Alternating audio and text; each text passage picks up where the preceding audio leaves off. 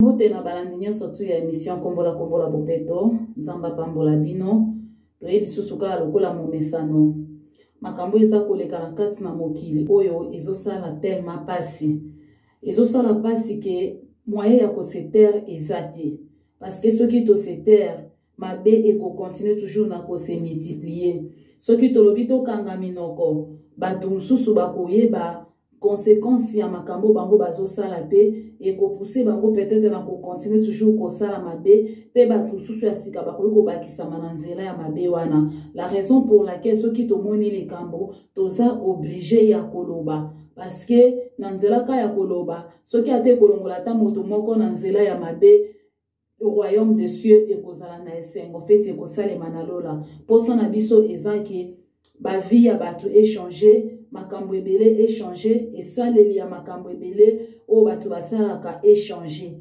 biti o tozwa ko sala ba émission yango wana tozwa ko crier plus haut tozwa ko kolobela pona ke tokokana ko sauver milimo ya bandeko mususu o ezali kokende na kati na libunga yango na tina na yango pona yango na kosenga na bino tolanda video oyo nazotiela bino et bongo par la suite koyeba na ko développer vraiment tolanda video oyo bandeko na ngai na bokebi nyonso tu tolanda nazotiela bino yango.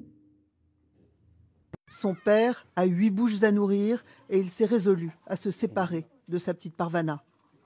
Je n'ai pas de travail, pas d'argent, pas de quoi manger. Je n'ai pas le choix, il faut que je vende ma fille. Parvana vit ses derniers instants d'insouciance avec ses frères et sœurs. Maquillage, un jeu de petite fille qui serait anodin si elle n'était pas à quelques minutes d'être vendue à un homme de la cinquantaine. Mon père doit me vendre car nous n'avons pas de pain, ni de riz ou de farine. Il doit me vendre à un vieux monsieur. La transaction va se faire ouvertement car c'est une pratique ancestrale en Afghanistan qui connaît aujourd'hui un regain de popularité avec la crise économique. 200 000 Afghanis, soit 1 900 €, une dot pour sauver 7 personnes. Voilà ton épouse. Prends-en bien soin. Bien sûr que je prendrai soin d'elle. Et la vie d'une petite fille qui rêvait d'aller à l'école est détruite. Elle le sait. Mais sa mère accompagne bien fermement Parvana. Dans toutes les régions rurales d'Afghanistan, les exemples se multiplient. Cet autre père va vendre 2 filles, 1 000 € chacune. Ma grande fille ne veut pas y aller. Elle pleure tout le temps. J'ai tellement honte. Trop de jeunes filles dont la crise humanitaire fait à nouveau de simples valeurs marchandes. C'est épouvantable. Ouais, c'est une image, enfin, ce sont des images effectivement assez glaçantes. Nous Dans un pays qui est en plein chaos, d'ailleurs. Je pense que bolandi vidéo wana na bokebi nyonso tu nini bauti na kolakisa biso tomoni na katikati na vidéo wana baza kolakisa biso libota moko na kati na libota wana eza na papa oyo aza na bana na ye aza na mwasi na ye et papa wana a cause ya souffrance a cause ya pauvreté a cause ya nzala a cause ya kozanga papa wana bouti na komona asili na ko décider ya kozwa mwana na ye ya 9 ans koyeba na koteka ye koyeba na koteka ye pourquoi parce que azana besoin ya mbongo lokola azana capacité ya kobokola ete azana capacité ya prendre en charge bana o azana bangote a décider ateka mwana wana ya 9 ans et pas il y a papa il y a 55 ans donc papa il y a 55 ans on a fallait apesa ye dot papa on a apesi dot il y a 1 900 € pour moi na wana ya 9 ans akoma épouse na ye akoma mwasi na ye vraiment ezosala nzoto malili makambo yo ezosala vraiment nzoto malili nazoyeba te soki monde nini oyo biso tokomi kovivre actuellement nazoyeba te comment est-ce que bato ba perdre vraiment bomoto nyonso tout c'est comme si mayele elongwe na kati na bato. Comment se fait-il mwana oyo azana 9 ans mwana oyo azana 9 ans même si pauvreté eza makasi même si nzala eza makasi même si kozanga eza makasi comment kozwa mwana oyo ya 9 ans kokende kobalisa ye na tata oyo asala déjà vie asala sala tata oyo azana 55 ans kokende kobalisa mwana ya 9 ans epai ya tata ya 55 ans likolo ya 1900 €. Papa oyo azwi descendance na ye ateki yango. Papa oyo azwi mwana na ye akabi ye. Donc moi azwi mwana na ye ateki ye likolo ya 1900 €. Comme si 1900 € oyo ekoki kosilisa pasi ya vie na ye. Comme si 1900 € oyo ekosilisa bobola na ye. Comme si 1900 € oyo ekosilisa nzala oyo ye en vie donc akotikala kasuko sofete. Vraiment bandeko ezosala pasi mingi. Bo moto eza lisusu te mayelo nzamba pesa na moto. C'est comme si batu baza lisusu na mayele wana te. Bato babwaki mayele bakomi kosalela bonyama parce que ça vraiment c'est exagéré.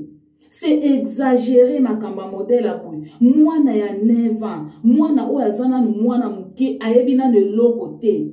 Je pense que mwana oyo même atako régler ya pamba mwana oyo nano a régler te. Mwana oyo azana nano kutu nzoto na ye et se former te ya bo mwasi o mabele oni eloko nano ebimi mwana oyo te. Mwana ya mukiye boye kokamata mwana ya 9 ans. Kokene kobalisa ye na papa ya 55 ans. Eza grave makamba modèle a bobande konanga. Eza grave makamba ezosalema na kati ya communauté na biso oyo. Donc ezosilisa ba donc tozo ebate nini tokoki koloba mais nzamba azopesa biso quand même kaka maloba likolo makambo okesenge toloba. Tokoki ko se taire te tango makamba modèle a bozo salema. Tokoki ko vanda calme te tango makamba bozo salema. Makambo ezosalema na mboka ni na Afghanistan.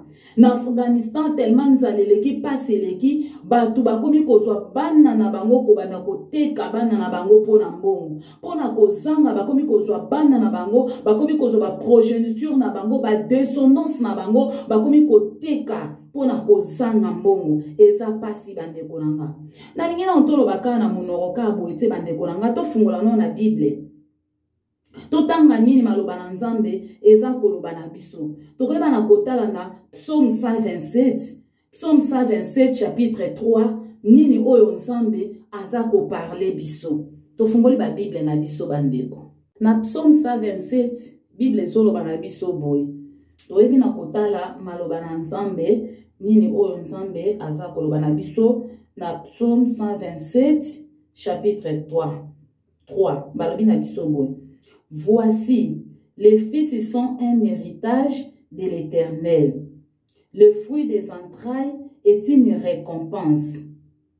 Boyoki maloba na nzambe ndenge bayebisi biso, balobi na biso na obandela lisusu pona une bonne compréhension, balobi na biso, voici, les fils sont un héritage de l'Éternel. Le fruit des entrailles est une récompense. Bayebisi biso balobi bana baza héritage. Héritage otozali kozwa de la part de l'Éternel. Héritage otozali kozwa kouta na nzambe. Héritage otozali kozwa epai na nzambe. Donc eza bénédiction. Eza bénédiction oyo baboti bazali kozwa epai na nzambe. Nzambe azopesa babalani bana lokola héritage. Nzamba zopesa na batu bana lokola héritage, lokola bénédiction. Oya zopesa epai na batu. Et puis aebisi biso lisusu alobi, les fruits des entrailles est une récompense. Alobi ba fruit ya ba entrailles eza bana oyo bazobima na kati na mabumu na biso. Bana oyo bazobima na kati na mabumu na biso eza récompense. Nzamba za ko récompenser biso. Eza récompense oyo nzamba za ko récompenser biso. Suko kotala papa oyo. Bana oyo nzamba pesi ye lokola héritage de l'Éternel. Bana oyo nzamba pesi ye lokola récompense.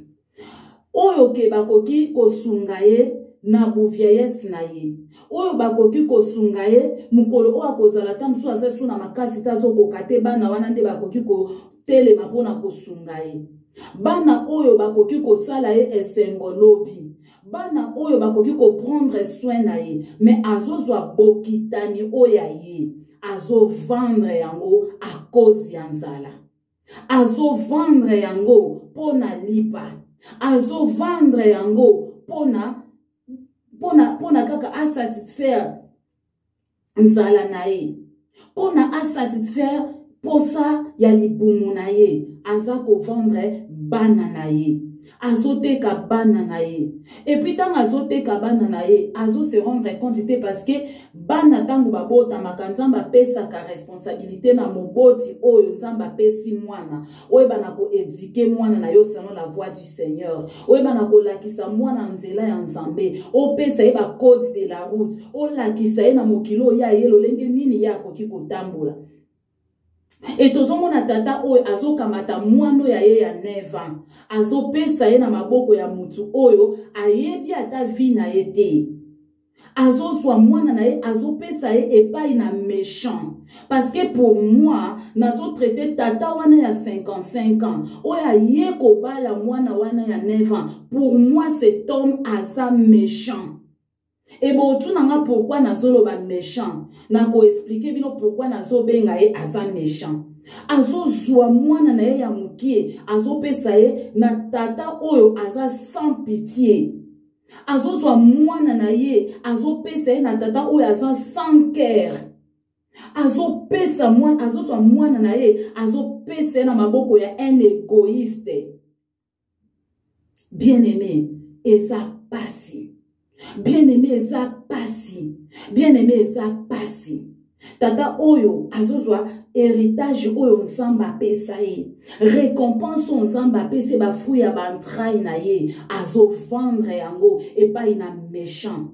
Azo vendre yango donc à s'en foudre nango à bafouer donc à monique valeur ya héritage nzamba pesa ye à comparer ngo na 1900 €. 1900 €. 1900 € ndateke héritage na ye azo songer na avenir te azo tala lobi na ye te peut-être mwana wana soki ye encadra ki ye malamu soki ata pasi ata kozanga bundani po akolisa mwana wana à la longue mwana wana koki ko aider ye mwana wana peut-être azan étoile o nzambe lobi akoki kopambola ye akoki kokuta na mobala malamu aye abali pe alongoli bango na kati na situation wana akoki tamso pe kokuta na chance malamu soki bango ba prendre soin na ye bakolisi ye malamu akoki kozwa ba opportunité tamso pe ya kobima libanda ya mboka pe akoki koluka vi pa ya sauver bango akoki kozwa ba opportunité tamso mosala moko pe ya malamu ya sungi bango alongoli bango na kati na situation wana parce que soko tali na Deutéronome 28 chapitre 4 nzamba lobi soko zotosa maloba nanga soko zo mettre maloba nanga en pratique na kopambola ba fruit ya ba entrailles na yo abina kopambola ba fruit ya ba entrailles na yo ba fruit ya ba entrailles o nzamba kopambola eza bana nzamba bina kopambola bana na yo soki ozotambola na kati na kobanganga tata oyo azoteka mwana na ye aza tata oyo aza na botosi na liloba na nzambe te aza tata oyo ataka elikia na ye epai na nzambe te aza tata oyo atalelaka nzambe te face na difficulté face na situation ya pasi abafoué parole de Dieu aluki secours oyo mokili ezali kopropose aluki secours oyo ba méchant baza kopropose aluki secours oyo ba méchant bazali ko proposer ataleli nzambe te parce que tata osoka atalelaki nzambe soka tiaki elikia na ye pai na nzambe alingaki abimisa ye na kati na situation wana parce que nzambe atikaka ba oyo ye te lelo okoki kosouffrir mais lobi te ke lobi kuna okosouffrir papa oyo amoni ke héritage nzambe apesa ye eza fardeau amoni ke récompense nzambe apesaki ya bafruit ya bantraille na ye amoni yango ke eza fardeau or ke bana bazalaka jamais fardeau héritage oyo nzambe apesaki ezalaka jamais fardeau mwana aza fardeau te mwana aza fardeau te mwana aza fardeau te mais mwana aza bénédiction mwana aza héritage oyo euti epai na nzambe mwana aza récompense oyo euti epai na nzambe me tata oyo atalelaki nzambe te ntango amoni bapasi ezingi ye kozanga nzala donc pour na lipa loko les homona na te fufu akolambela bana eza te loso eza te andimi kozwa héritage na ye kovendre yango. Eza triste réalité bandeko nanga. Eza triste réalité. Eza vraiment kosala pasi. Ezosala pasi esali pasi makasi bandeko nanga. Tata ozo katalelaki nzambe situation ya vie na ye kokaki ko changer. Parce que nzambe azoyebisa biso na Jérémie 29 chapitre 11. Alobi car je connais les projets que j'ai formés sur vous, dit l'Éternel, projet de paix et non de malheur, afin de vous donner un avenir et de l'espérance. Nzamba lobi ba projet oya salelaka biso eza ba projet de malheur te, mais eza ba projet de bonheur. Enfin ya kopesa biso un avenir. Enfin ya kopesa biso un avenir et de l'espérance. Mutu atalelaka nzambe, atalelo zoleka nzela ya nzala, atalelo zoleka na difficulté, atalelo zoza na bapasi, ozana bana peut-être ozwe baningo kotangisa bango te, ozana bana ozwe baningo kolesa bango te, ozana bana ozwe baningo kolatisa bango te, mais soko ozwi misu na yo otomboli yango epai na nzambe, nzambe alobi ko tourner regard inquiété, je connais les projets que je formais pour vous. Na yebi ba projet nini onga na sala pona bino, ba projet ya bonheur et non ya malheur. Pona tina na kopesa yo avenir. Lelo o nenge oza lelo pasi oza nango lelo ya monde kozala libela na libela te. Pasi oza nango lelo ekozala éternellement te. Eza juste chemin ozoleka. Eza juste chemin ozoleka eza terminus na yo te. Elobi te ke yo kosuka wana. Eza nzelo ozoleka. Vie ezalaka na betape ebele. C'est juste question ko kanga motema pe ko compter sur Nzambe. C'est juste question ko kanga motema pe ko compter sur Nzambe parce que Nzambe a changé ka histoire, Nzambe a changé ka situation, Nzambe a changé ka ba réalité. Et l'homme sous nangina lo bandeko yo zolandanga. Peut-être ko ba te lisolo oyo d'ailleurs ese manango na Congo te, ezo sale manena ba Afghanistan, bango ne bazoteka ka bana, bango ne batu bazo vendre bana na bango pona pasi pona nzala. Mais situation oyo biso to moni esale man Afghanistan, ezo sale mape na Congo. Ezo sale mape na mboka na biso Congo, mais ezo sale mandela lolenge mususu. Ya biso tozo mona teke bazozwa bana bateki bapesi mutu mbongo, mais biso tozo mona ngo ezo sale mana ba faso ebele. Tata oyo likolo ya pasi, likolo ya nzala, likolo ya kozanga, likolo ya bobola, po azangi musala, po na succès, po na nini. Tata oyo azokende kozwa bana na ye. Ake ko simba kisi, azwi bana na ye sacrifier bango na kisi. Différence nini eza na papa wana wa sacrifier bana na kisi, na papa oyo azoteka bana na ye na 1900 €. Oyo azokotisa mwana ne ya 9 ans na libale pa ya tata 55 ans. Différence nini eza na tata wana. Différence ezate na tata oyo ake ko simba bakisi a sacrifier bana na ye. Parce que tata wana a sacrifié descendance na ye, a sacrifié progéniture na ye. Et belé pe ya ba Congolais, bazo sacrifié bana na bango. Likolo ya mbongo, likolo ya mbongo, likolo ya mbongo, et belé bazo vendre ba progéniture na bango. Likolo ya mbongo, et belé bazo teka ba descendance na bango. Likolo ya mbongo, et belé bazokota bikota kota et na bisika bazokota ba condition bazokende kopesa bango ke non il faut pesa bana et belé ba olekisa bana na bango mbeka eza ndenge moko différence ezate eza ndenge moko soki totali pe kaka na Congo na biso wana batata o tellement za mbongo abokola bana te bakomi kotindaka bana bango na kindumba na makasi. Et ça, batato pe bazo sacrifier ba génération na bango. Et batato bazo vendre ba descendance na bango. Et ça, batata o bazo so héritage nzamba pesa bango bazo bafouer yango. Bazo bafouer yango à cause ya nzala. À cause ya pasi, à cause ya difficulté.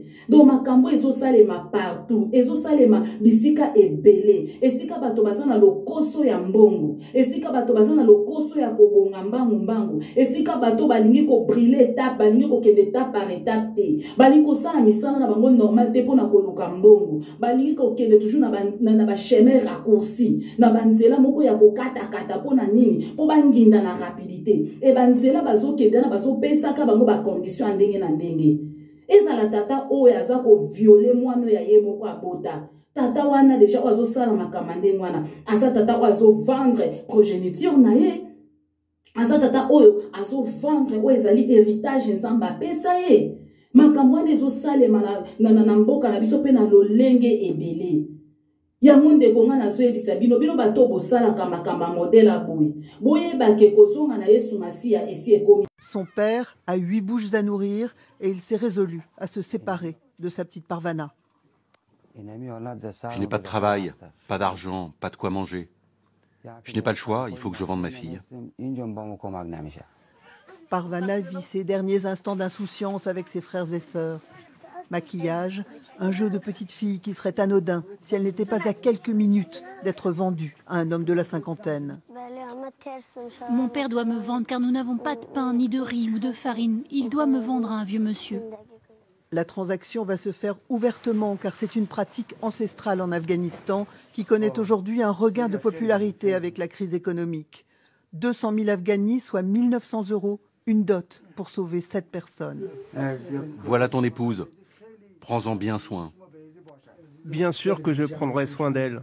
Et la vie d'une petite fille qui rêvait d'aller à l'école est détruite. Elle le sait.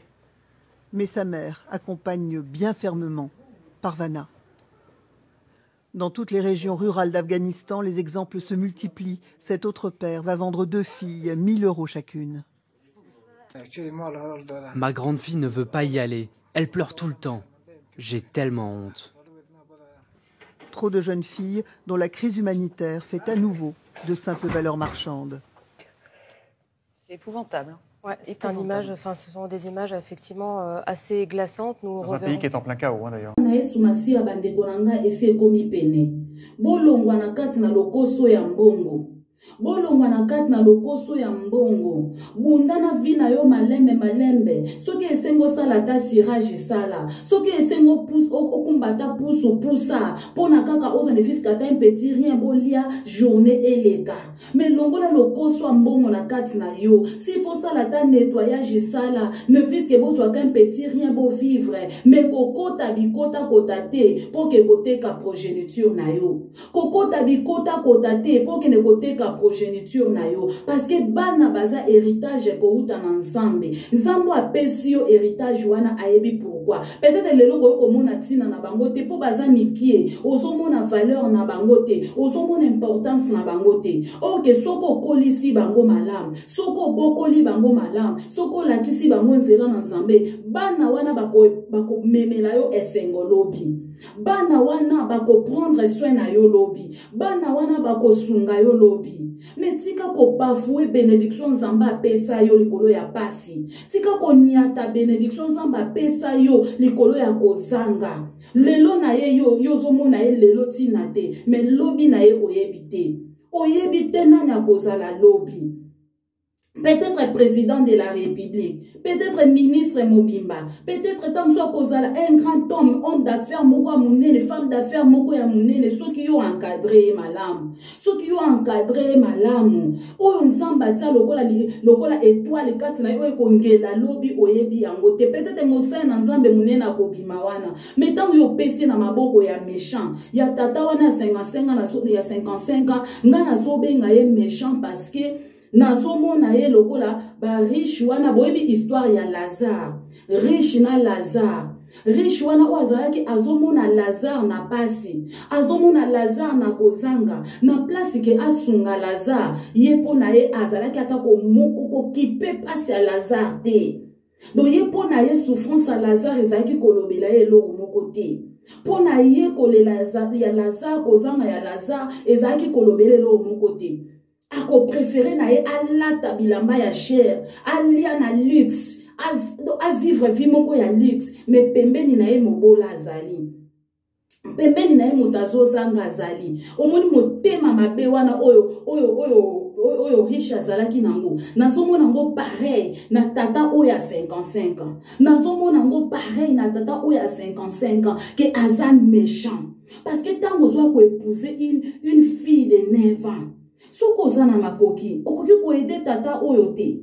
Oko aider papa ote ke zwa ta fond de démarrage banda ko tourner po boko la bana on. To ko kita msusu te ko lukata ko adopter ta mwana ko adopter te tika na maboka moboti na ye mememela bango lisungi po na ba boko la mwana na malamu mwana ko la malamu ke oya ko bala mwana ya neva. Est-ce que bana basi ya mikolo bazate oya age na oko ki ko bala bazate bata ba 30 ans ya ba 25 ans 30 ans mata likolo bazate ko bala.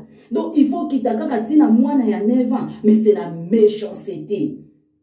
Nazobe ngangwe sa méchanceté. Donc c'est mutwana aza grand méchant. Yango moni Bible soye bisabiso. Bible soye bisabiso. Soko tali na nini zana soignine oh pardon na la bisabino. Donc soko tali awa. Soko tali na Matthieu 19:24. Totanga toyeba nini o nsamba zolo bilabiso. Totangi na Matthieu 19:24, Bible zoe bisabiso, Matthieu 19:24, balobi na biso. Je vous le dis encore, il est plus facile à un chameau de passer par les trous d'une aiguille qu'un riche d'entrer dans le royaume des cieux. Yango zo mona balobi eza pasi pour riche akota na bokonzi na likolo. Eza pasi pour riche akota na bokonzi na likolo. Parce que baza tellement na méchanceté moko ya kosakana te. Ako préféré atambola na ba jet privé, atambola na ba hélicoptère, aza na ba grande maison, atonga ba ndako moko ya minene, atambola na luxe, à vivre na luxe. Pendant que tout autour na ba pauvre baza. Pendant que tout autour na ba bazo crever de faim bazali. Pendant que tout autour na ba bazo lela. Moment na ke ye ils s'en fout. Azota la kaka intérêt na ye moko, intérêt personnel. Ba égoïste ba riche bazanango. Ba riche dele baza ba égoïste. Eza ba riche moko de bazo babanga nzambe. O baza ke pasi ya batu mususu so la pasi na bango. Bazo partager o bazanango na ba bola. Mais epele baza ba oyo baza ba égoïste. O mona ba tondani na nganda na bango na ba mali ya bambongo. Ba mali ya bambongo me libanda na bango batu bazo kufa na nzala. Batu bazo zanga ya kolia, batu bazo zanga ya kolata, me bango bazo tondwela bango na ba bilamba ya cher. Bazo dondwela bango na ba mituka ya cher. Bazo dondwela bazo vivre na ba vie ya luxe. Misu na bango ezomona ta ba bola o baza tout autour na bango te. Misu na bango do ba pasi wana ya bato baza tout autour na bango bazomona ba Lazare te. Ba riche wana ba bato ba omona ba Lazare te pona bango. Donc il vit bazo vivre ka pona bango. Ba on vivre ka pona bango yango moni nzamba lobi eza difficile pona riche kokota na bokonzi na likolo. Raison pour laquelle bo mona na bengi tata wana za méchant. Aza méchant.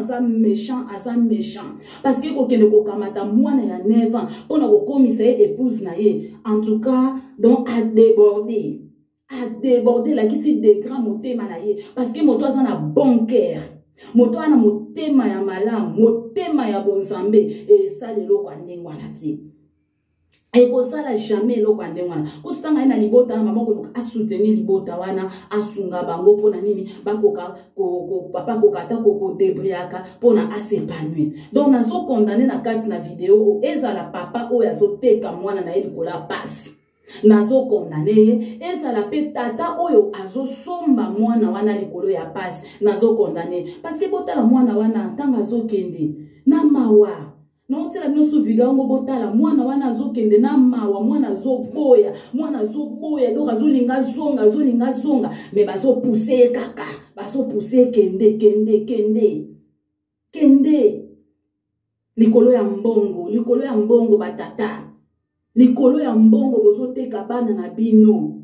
Likolo ya mbongo bozoteka bana na bino. Likolo ya mbongo bozoteka bana na bino. Eza pasi botika koteka bana likolo ya mbongo.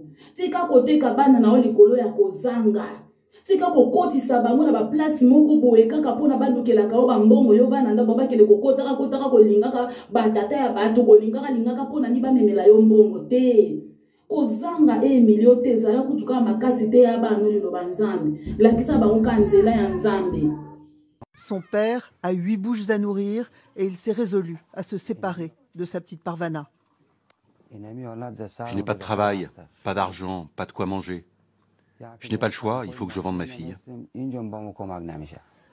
Parvana vit ses derniers instants d'insouciance avec ses frères et sœurs. Maquillage, un jeu de petite fille qui serait anodin si elle n'était pas à quelques minutes d'être vendue à un homme de la cinquantaine. Mon père doit me vendre car nous n'avons pas de pain, ni de riz ou de farine. Il doit me vendre à un vieux monsieur. La transaction va se faire ouvertement car c'est une pratique ancestrale en Afghanistan qui connaît aujourd'hui un regain de popularité avec la crise économique. 200 000 Afghanis, soit 1 900 €, une dot pour sauver 7 personnes. Voilà ton épouse. Prends-en bien soin. Bien sûr que je prendrai soin d'elle. Et la vie d'une petite fille qui rêvait d'aller à l'école est détruite. Elle le sait. Mais sa mère accompagne bien fermement Parvana. Dans toutes les régions rurales d'Afghanistan, les exemples se multiplient. Cet autre père va vendre 2 filles, 1 000 € chacune. Ma grande fille ne veut pas y aller. Elle pleure tout le temps. J'ai tellement honte. Trop de jeunes filles dont la crise humanitaire fait à nouveau de simples valeurs marchandes. C'est épouvantable. Ouais, c'est un image, enfin, ce sont des images effectivement assez glaçantes. Nous Dans un pays qui est en plein chaos, d'ailleurs. sipe mokili makambo ebele bandeko na nga napesi bino lisusu vraiment boke kotanga na Luc 16 19 à 31 kuna nde bocomprendre mpe esika oyo nzambe azolobela na riche lisolo ya riche na Lazare boke kotanga yango nde bocomprendre vraiment motema mabe oyo riche azalaki nango à l'égard ya Lazare. Donc bariche ebele baza lolenge wana baza baméchant baza penza mitema mabe baza pena ba égoïste ya makasi pasi ya baninga elobela bango eloko te souffrance ya baninga elobela bango eloko te eza pena pasi pe mawa eza kaka ndenge moko na batata oyo baza kokenda koviolaka bana mikie mwana ndeko na ndeko na kopesa yo mwana na yo obokola tango oke koviole mwana wana oyo aza nanu mine mwana mokie oviole ye différence nini oyo eza na tata oyo azozwa mwana azoteke na 1900 na yo tata oyo oke koviole mwana na yo na yo tata oyo oke koviole mwana ya ndeko na yo na yo tata oke koviole mwana ya voisin.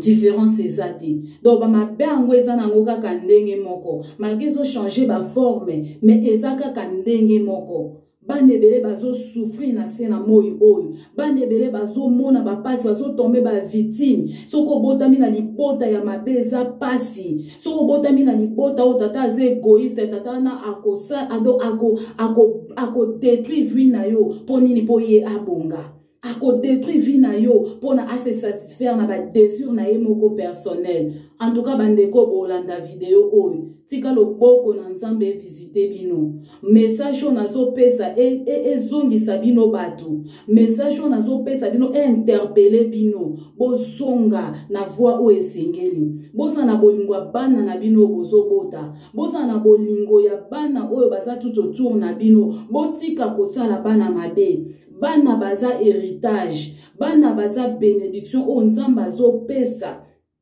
na baboti bana baza héritage baza récompense bana baza na besoin ya amour ya baboti bana baza na besoin ya orientation ya baboti bana baza na besoin ke bana ke baboti ba discipliner bango bana kisa bango nzela ya malamu mais bana baza na besoin te ke baboti bo bana ko détruire bana na bino bana baza na posa te ke bo détruire ba fi na bango po bino bo bonga combien de ba famille ebele lelo bazo souffrir na mabe o batata na bango basalaka batata bakotaka babonganga basimbaka bakisa ndenge na bepoke na bango barenya lelo bana babandi ko souffrir ndenge na Bible so yebisa biso ke papa balemanga bana bayoki bana nde bayoki mingai bana boni lelo bazoka mingai likola bamanga batata na bango baliaka bango bato bazwaka plaisir ya kolia bamanga bango bato bayokaka elengi ya manga me mingai nango bana nde bato bakoma ko vivre yango bana nde bakoma ko vivre yango pona nini parce que ba parents batalaki intérêt ya bana te Ba parents batalaki intérêt ya bana te, bazalaki ba égoïste, balukaki ba intérêt na bango moko personnel, ke na ba époque na bango ba régner, na ba époque na bango ba dondwa na ba jeep, bango ba dondwa na ba ndako ya minene, bango ba sakana na mbongo, mais ba sonjaki na progéniture na bango te, ba sonjaki na ba descendance na bango te, ke lelo ata biso to na bomoi te, mais nini bana biso ba kotika la komona na sima na biso, lelo soki toza na vite, bana biso nini ba otika la komona na sima na biso. Papa oyo azana bolingo bana e alukaka tambola malamu, papa oyo azana bolingo na e alukaka sala makamba malamu, po lelo ata ya azate me bana na sima ne batika kosepela, me kozala papa ya méchante ozo lukaka tangu yo za viva yondo sepela ni na sima na yo bana batika la kolela, na sima na yo bana batika la ko souffrir. Vraiment eza pasi bandeko nanga bozonga na nzela parce que soki bo continuer na ke égoïste wana, soki bo continuer na lokoso ya mbongo, sort na bino ekozala lokola riche.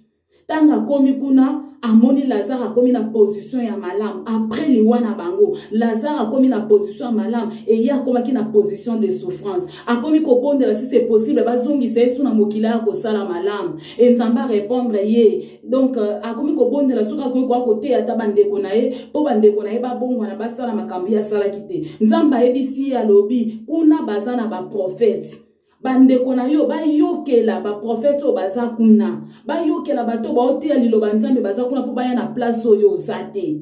Yango ndeko message obiso tozoteya o soki yo koyoka na tango za na bomoi otamboli sembo liboso na nzambe, onongoli lokoso mbongo na kati na yo, ozana oyo ozana ngo loki ko partager yebake après liwana yo okozana na place ya malamu.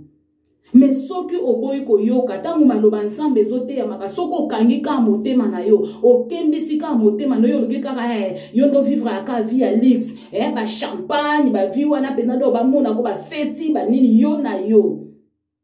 Soko continue ko luka vie wana ndeko nanga eza na mukolo moke kozala yo trop tard, o luka lisungi ko pesa mena yo ti ngonga yango yo profiter na liloba nzambe tange zote ya maboy, profiter bongisa vie na yo, ta vie na yo à notre, ta vie na yo à notre, kozala lokola papa oyo azoteka bana na ete likola mbongo, kozala pe lokola riche te oyo azosomba mwana ya 9 ans po abana kokushaka na ye akomisa ye lokola épouse ne. Mais non, mais dis donc ata yo moko oh, quelle audace yo tata ya 55 ans o mata likola mwana 5 ans, quelle audace, quelle méchanceté,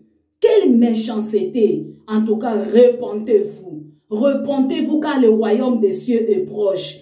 Repentez-vous ceux qui bolingi kanda na nzambe kita likolo na binote. Repentez-vous ceux qui bolingo keko crever na enfer te, parce que ceux qui bo persister dans nzela wana enfer nde muteza kozela bino, ceux qui bo persister dans nzela wana li felo nde mutezo zela bino batu bo viola kabana mike, bino batu bo zwa kabana mike, bino batu oyo bozo détruire via bana au détriment ba sentiment na bino, au détriment ba plaisir na bino, ouais ba ke jugement ensemble et ko s'abattre likolo na bino, soki bo se repentir te, jugement ensemble et ko s'abattre likolo na bino, soki bo bongo mitema na bino te. Vraiment nzamba visiter mde konyo so kolanda message oyo, nzamba visiter mutunyo surtout oya kolanda message oyo azana nzela te azonga na nzela, oyo azana nzela te au travers message oyo azonga na nzela, nzamba ko accorder grâce, nzamba ko sauver molimo na ye, nzamba pambola bino ba onyo sotu bozwi libako kitoko ya kokota na kata shia na biso kombola bopeto, nzambe asala bino ba bolamu ebele, bopambwama va ya repentance esimba bato nyonso bana kata nzela mabe balongwa na kati na nzela na mabe. Na pesi bambote nanga na bijou binda ya yo yangoyo bambote babizu ebele. Merci pour la vidéo yango, vraiment to parler to fungoli vraiment po ekokana kosunga libota na nzambe esunga batebele. Nzamba pambola yo bijou binda mwasi ya papa Sokele Jackson, zamba pambola yo, zamba visite ndako na bino, zamba pambola libota na bino, bokende toujours liboso, zamba sala bino bolamu pluie ya bénédiction et quitter la bino donc mbula penda ma pamboli et quitter la bino vraiment soyez bénis au nom de Jésus-Christ bambote nanga na pesi na famille la grâce que Dieu vous bénisse nzamba pambola bino mafuta likola mitu na bino baloyembo lisusu ya kitoko pesa mela bino nzamba pambola bino musala bozo sala na nzela na loyembo et prospérer et kende toujours liboso na kombo na Yesu Masia bambote na ngai na mobali na nga tonton nzamba sala yo bolamu grâce na nzambe ekamba toujours na nzela oyo ekopesa toujours tango nyonso esengo na nzambe nzamba pambola yo pambwama kende toujours liboso mbote na bana na nga nyonso tu bozala beni bo continue toujours kola na nzela na nzambe grâce na nzambe za la partage na bino vraiment na pesi bino mambote bele mbote na nga na mama Nick vraiment nzamba pambola yo mbote na nga na mama Aimé grâce na nzambe ezala vraiment partage na bino mama Charmi na bosani yo te grâce na nzambe vraiment ezala likolo na yo Mama Thérèse, grâce na nzambe ezala likolo na bino. Vraiment na bosani te grande sœur na nga na kata Suède. Ya Thérèse na papa Guy, nzamba pambola bino, nzamba sala bino, babola mwebele, nzamba pambola pe pasteur Doudou na kata na Suède. Nzamba pambola yo papa ministère ne kende toujours liboso, o kende liboso, o pambwama na kombo na Yesu Christ. Et mbote na nga na mama maison d'adoration, nyonso sans oublier mon pasteur Serge Mambou. Que Dieu vous bénisse. On se voit à la prochaine numéro. Je vous dis, Nabosani, hello moko, ma maman chérie, Léontine Kodia. Babi moi o ezaya yo donc mikolo yo na yo kaka joyeux anniversaire maman, joyeux anniversaire, joyeux anniversaire, joyeux anniversaire. Sois béni à tous égards. Li pamboli penza donc ezala penza donc partage la vie na yo. Sois toujours béni au nom de Jésus-Christ et je vous dis à la prochaine numéro. Bye bye. Que Dieu vous bénisse.